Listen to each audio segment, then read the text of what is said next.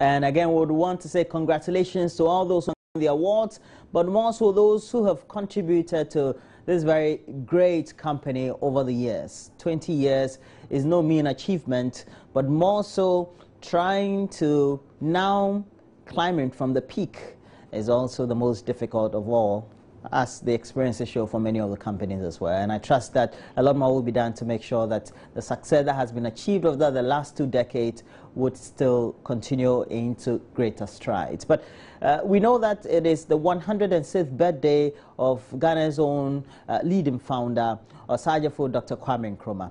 And many of you have been having a lot more of your thoughts on our social network page, Joy News on TV, which has a link on our Twitter handle, Joy News on TV.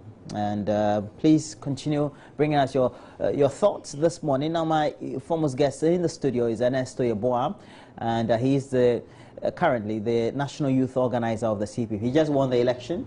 You just did, right? Exactly. When did you come to Accra? I thought the thing was convened on Saturday. Most certainly, but we had to stay over to clear up and quote the mess. And so we got to Accra around 3 a.m. and I'm here. Great. You look tired. Very, but I think nobody deceived me that the work is tough and it's already begun. Okay. As the CPP, what do you think is the foremost hurdle for you as a party? We've been talking about this, especially when each election period is approaching. But trying to consolidate the ground and get a lot more youth among your ranks has become a Herculean tackle for you. Task for you. It's not true, and your cameras were there. I'm sure just a 3-second swipe would show that the number of youth population outnumbered that of the adult generation. You could see new blood, new strength, new enthusiasm, new energy. Members of the party from the length and breadth of our country, majority of them, I mean, young people. So for anybody to keep holding on to those antiquated views that the Convention People's Party is a party of old people and all of that, it's just mere propaganda. I'm not an older, person, and the average person in the party is like me. Just until recently, about 2 days ago, you'd recall the handing over of Samia Yaba Nkrumah as chairman to Professor Edmond Dele. She was one of the youngest chairmen we had across board. So it's not true that our party is not populated by youth, and that is a critical, issue. The critical, issue in our party currently is how to untie ourselves. We are giants that have been tied by the state. The whole 1992 Constitution is against the Convention People's Party.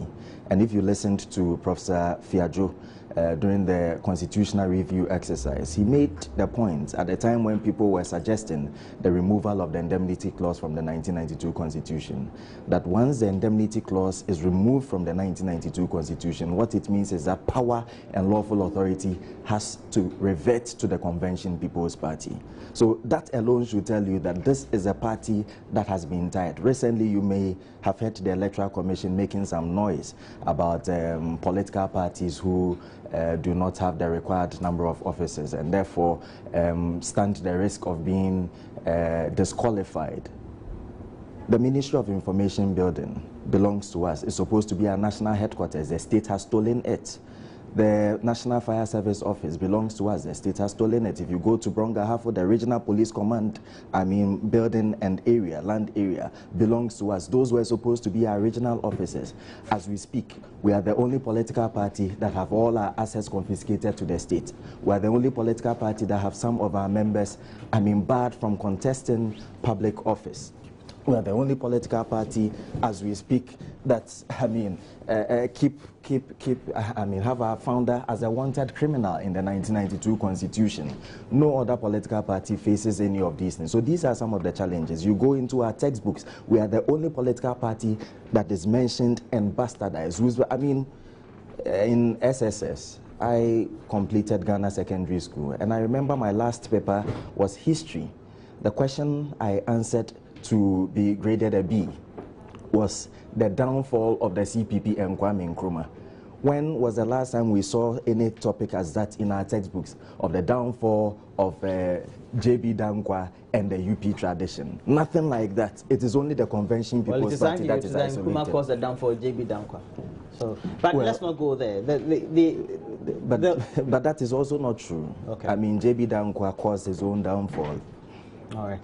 We've been joined by Atik Mohammed. He's a policy analyst with the PNC, and we're very much grateful. The talk has always been about how you could have an alliance as Nkrumahist parties. But what do you make of the CPP's convention the weekend that just passed?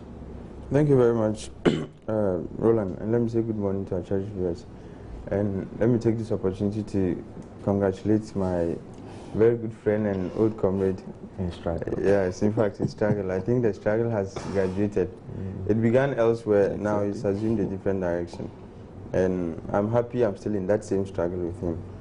You know, the CPP couldn't have made any better choice. And personally speaking, I think his participation in this process is long overdue. It's something he should have done a long time ago. But better late, they say, than never.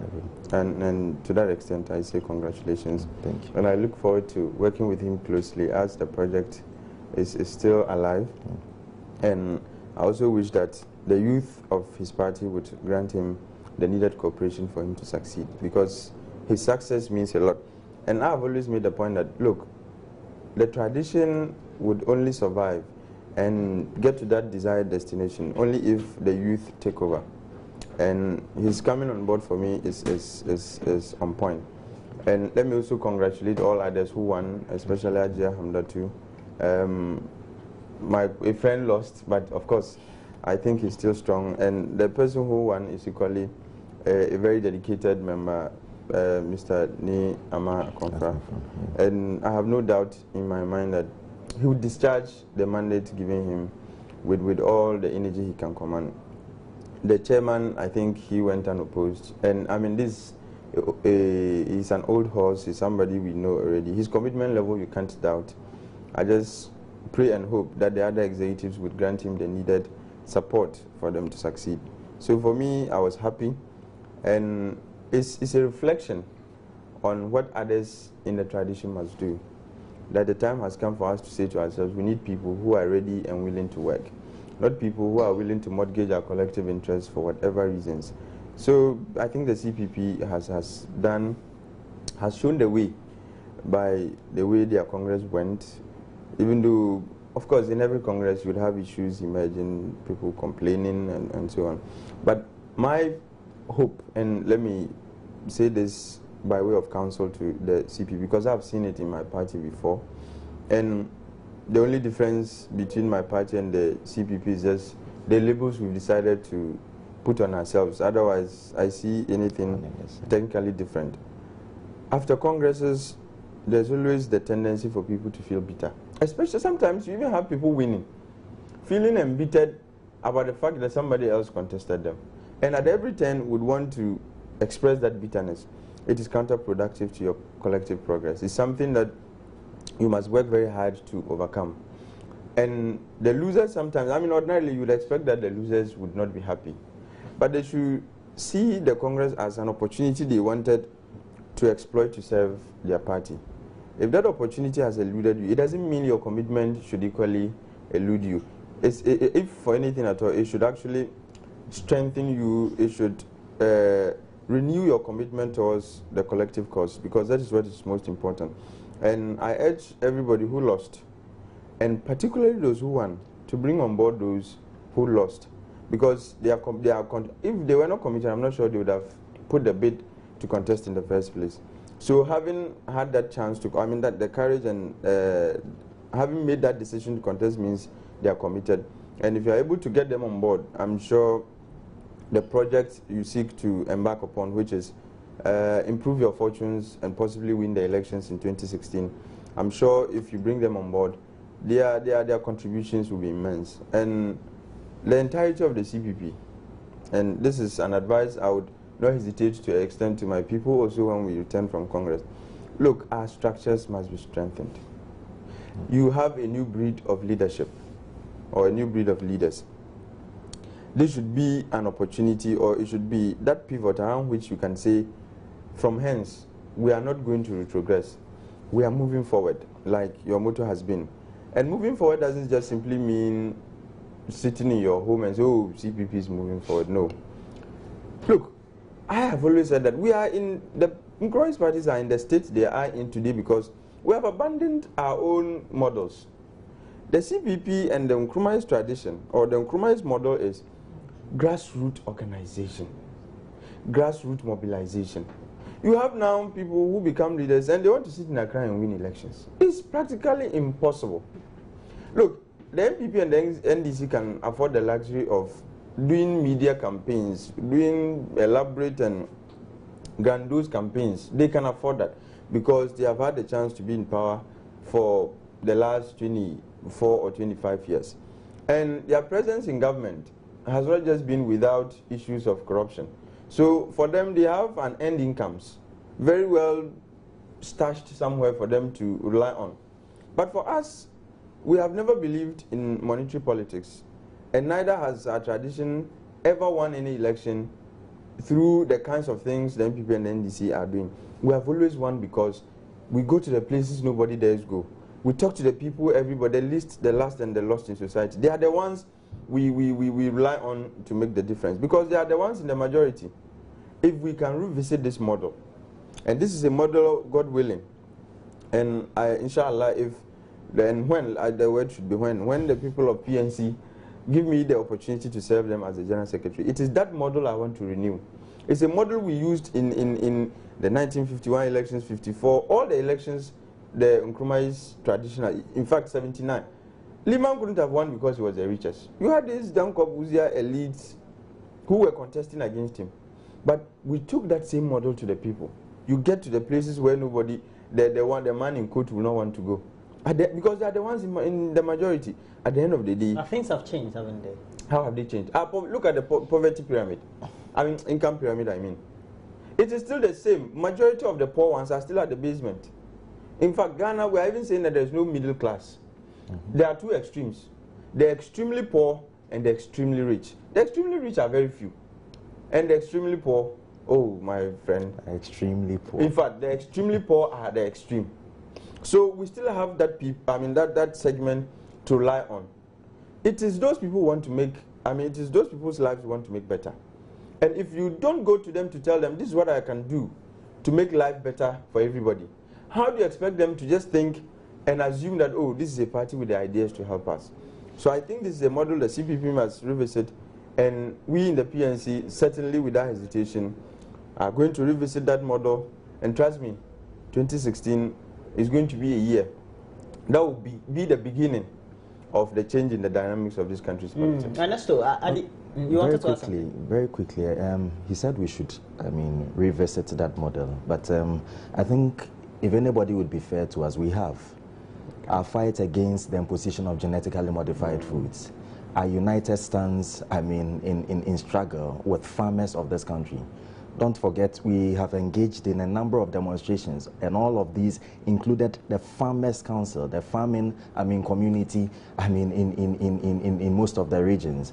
We are in touch with the chiefs of Brongahafo and the Queen Mothers of Brongahafo. We have re-established our connection with the Trades Union, Congress. We have re-established our base with the Rastafarian Council, with the Ga Traditional Council, and all of these groups, you wouldn't tell me, are not or do not form an integral part of the grassroots and the influencing base of society. So we have already begun. And what we are going to see is an intensification, if there's any word like that, of that particular, process. We were, in fact, one of the only few political parties, or the only political party, I dare to say, that's offered, a cogent alternative to, the Senchi, consensus, and then, to the IMF, World Bank policy prescriptions of, structural adjustment programs and all of that.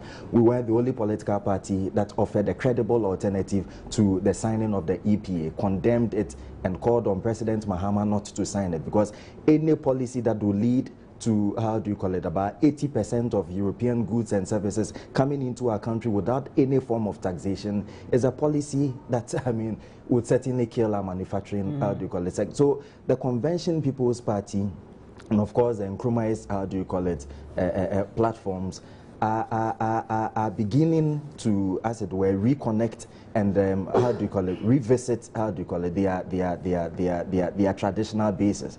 And all of these things, I mean, is happening. For us, 2016 is not just a physical year, it's a spiritual year. It's exactly 50 years after the illegal overthrow of the Convention People's Party government. Ghanaians will be asking themselves the question, did we move forward or we moved backwards?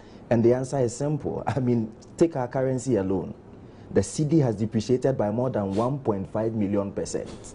So that alone, I mean, is a basis for setting the tone for the victory in 2016. Ghanaians aren't going to sit down any longer. It took some of us to, as it were, break the yoke of, I mean, voting MPP, voting NDC in our own lives, in our personal lives. And you see this particular aspiration or this conviction manifest in many young people across board. Look at those who even contested me for the National Youth Organizer position. These are, I mean, strong youth that could have been leading members of, I mean, the so-called MPP NDC, but decided that they ought to contest or come into the convention. I think it means that there's a belief that what the message is and the whole objective and ideology of the Nkrumahist parties is something that can work in the current generation as we have, or in the current times.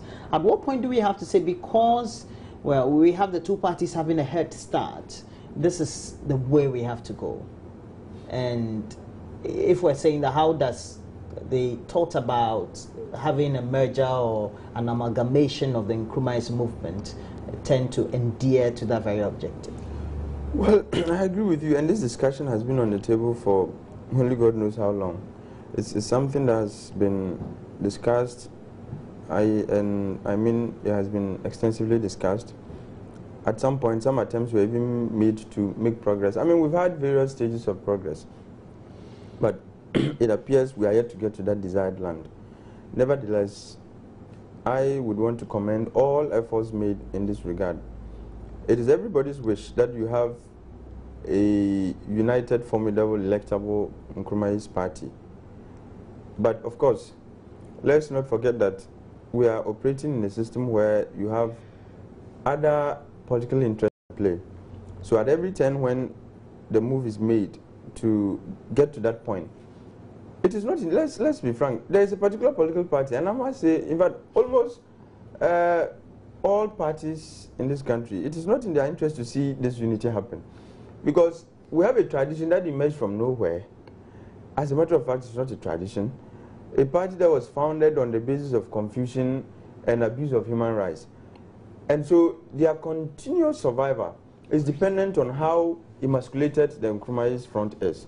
Because it is elements from this tradition that came to build that entity or that political establishment that we have today. And so if we get stronger, what that means is that, you know, there's an inverse, economists will tell there's an inverse relationship between the PNC's progress, or let me say, the present state of the PNC and the progress of another political establishment. So that when we grow, they decline. When they grow, we decline. So at every point, they want to maintain this kind of relationship, that you stay where you are and we continue growing. Because it is your elements who have come to build our establishment. And so you always have instances of sabotage. You will always have instances. In fact, I was told by one of the old folks in our party that at a point, some of the PMP folks were coerced. Look, they were blackmailed into joining the PNDC and eventually now are NDC. That's the PMP. Yes. So you have people working against you at every point in time because there's a serious competition between the two establishments for survival. So they will continue, and because they have had the unfortunate opportunity of being in government, they have amassed some kind of wealth ready to perpetuate the existence of this status quo, or to ensure that this arrangement continues to be the way it is. And so that discussion, for me, has got to move beyond the tables. It has got to move beyond just the rhetoric we all, most of the time, happily express.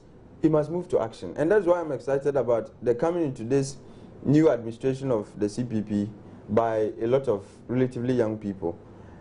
Look, but I have a problem with this generic talk about unity. And the reason is simply this. You don't just say, let's come together, let's join. This is the ideal, that's the ideal situation we want to have. But it must be subsequent to a lot of arrangements. Otherwise, you come together and you collapse that very year.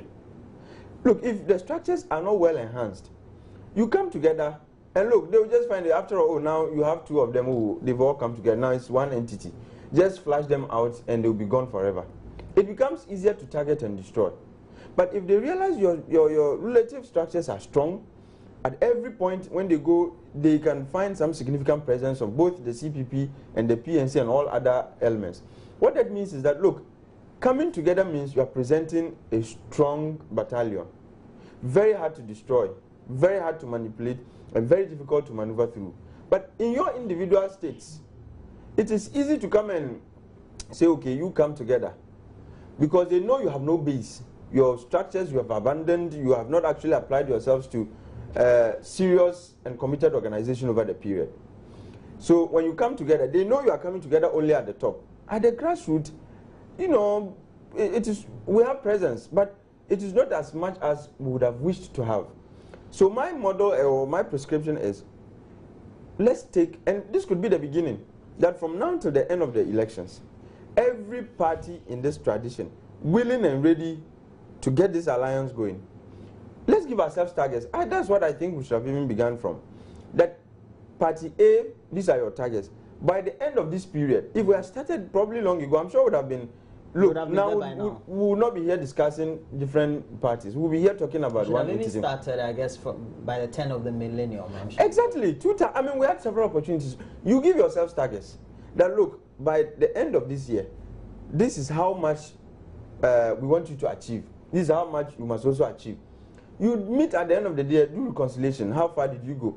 Everybody has a task to play, but to perform. But as we speak today, you know, there are people in this party and in the CPP, I'm very sure, who hardly find themselves working. But it is because we don't give them tasks. We don't give ourselves targets. It's like we're all muddling through. But my prescription is, let's focus on building the structures. And that can only be done when we give ourselves targets. So that we can say from now till the end of the next elections, every party, you set the target, you should have been able to meet these targets. And that will be the springboard. Immediately after that, coming together becomes well easier. Said by Atik, by Ernesto, we know it's not easy. In this day and age, it takes a lot of funding to do a lot more things. It takes a lot of resource mobilization to do a lot of the things, and it's never going to be easy. And within the process, you're also going to have distractions, especially when you have the dry periods when there's not even enough. Well, that is true, but just a quick point on what my brother. You can't be just enthusiastic enough, and you think that dream can be realized. That is true, but from our political tradition and from our history, it is clear that we belong to a viewpoint that says that the ordinary people, the ordinary masses of our people are the strongest. Once you have the people, that is all. And which is why I'm sure they have the People's National Convention, and then we have the Convention People's Party. It's not for decorative purposes. They are there for a purpose. Exactly. We are people focused. Now, if the ordinary person on the streets is providing us with giving us just one CD, that alone will resolve the problems that we are talking about. If 1 million of such ordinary people do that, in a month we are talking about 1 million Ghana cedis. In 2 months we are talking about 2 million Ghana cedis. So it's not really a question of resources, it's a question of the people. Now, he mentioned the fact that we need to move in stages, and I think that it has already begun. You saw it in Kumbungu, how the PNC came to support our candidates. They did not contest, and therefore we won. You saw it in Talensi, how the entire party machinery, including led by Samia Nkrumah, went to Talensi. Hitherto, the media gave the impression that it was actually a fixed competition between the MPP and the NDC. But that myth, that lie was broken at the announcement of the results. Exactly. So all of these things are happening. And we believe that at the end of it all, it's the people that are going to decide. I'm not going to be a national youth organizer who stays in Accra. We're going to go to the people and ensure that we live with them, we stay with them, we sit with them, we plan with them, we start with what they know and build on what they have. I wish you well, and I hope that at the end of the day, you also have, you get a needed funding to do the things that you have to do, and people who really believe in you. Because we all as a country believe in Kwame Nkrumah and know that his legacy has been sustainable enough, and nobody comparably has been able to do more than he's done. Exactly. And so, if we all believe, why don't we believe in those who believe in his ideology as an entity or entities, you know? The president over the weekend was at the Tesa Festival of the Asogli state of the Volta region, but he touched on the subject of the police brutality on the demonstrators of the Let's My Vote Count Alliance. What do you make of the president's comments following that?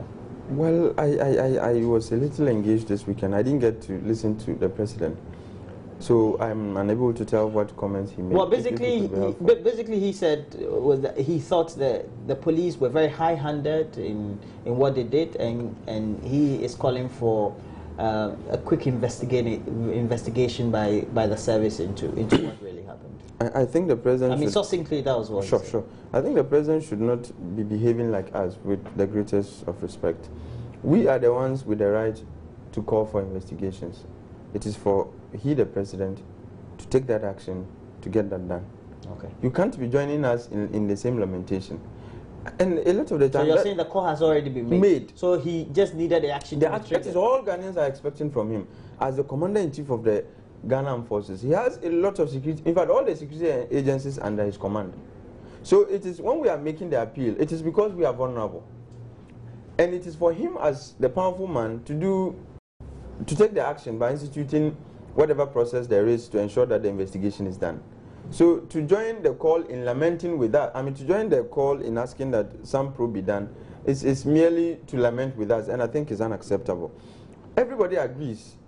And I shall have to think what inspired the president to wait until that time to make that comment. Because the brutality happened some time ago. And I was expecting that as somebody charged with the responsibility of ensuring that every Ghanaian is treated fairly and nicely and according to the demands of rule of law, he would have spoken almost immediately after that incident happened. But it took him quite some time.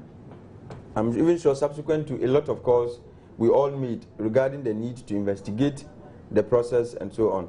So if the president has waited this long, all I was expecting from him was to say, this is the definite action I've taken. To come and join us in the lamentation. The enterprise of lamentation is exclusively for the ordinary people of this country. What do you say, the enterprise of lamentation? Yes, it's exclusively the business of Ghanaians. The president is out of that business. My time is up though, but let me just give you a minute. Yes, but I'll associate closely with what Atik have said.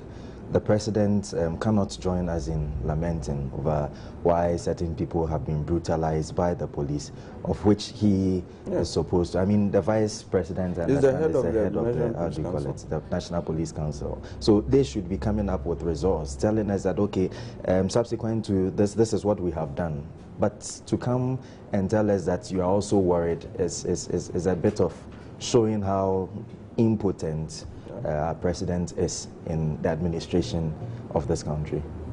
Well, thank you very much, and thanks for joining me. Atik Mohammed is a policy analyst with the PNC as well. And the most important one, you keep forgetting. All right, and he's contesting the general secretary position of the party, so aspiring general secretary of the PNC. That should be appropriate. Aspiring, and so thanks for joining me, Atik Mohammed, aspiring general secretary of the PNC, and the national youth organizer of the CPP, elected over the weekend, Ernesto Yeboah. Thanks for joining me. We're taking a break. When we come back, Gladys already will be here with entertainment brought to you by Airtel.